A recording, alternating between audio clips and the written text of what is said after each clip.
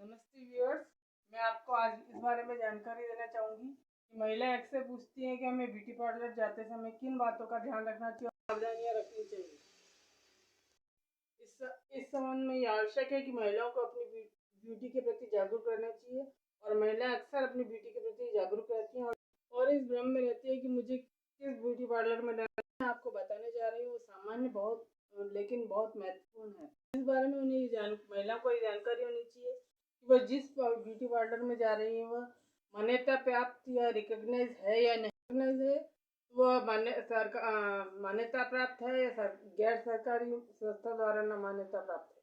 जो ब्यूटिशियन आपकी ब्यूटी संभालने का कार्य कर रही है वह अनुभवी और उच्च शिक्षा प्राप्त है या नहीं। आजकल ये देखा गया है कि कुछ कम शिक्षित महिलाएं कुछ बेसिक जानकारी के आधार पर अपने घर में ही ब्यूटी पार्लर खोल लेते हैं, जिनके पास ना तो अनुभव होता है और न ही शिक्षा।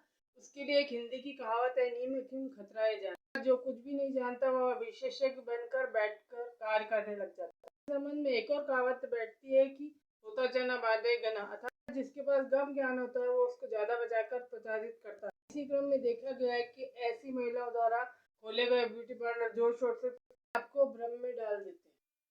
ये जरूरी नहीं कि ऐसा सभी ब्यूटी पार्लर में हो।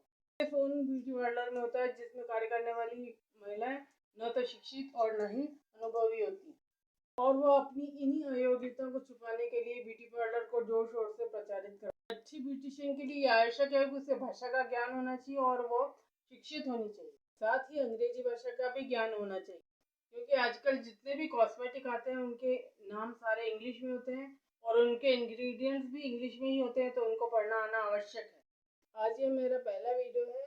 अगले वीडियो में इससे संबंधित और भी जानकारी आपको दूंगी। अगर आपको मेरी बातों में जरा भी वास्तविकता नजर आए तो प्लीज़ मेरे इस चैनल को लाइक, सब्सक्राइब और शेयर कीजिए। इससे मेरा उत्साह भी बढ़ेगा और बहनों के होने वाले संभावित नुकसान और धोखे से बचाने में सहायता मिलेगी। नमस्कार।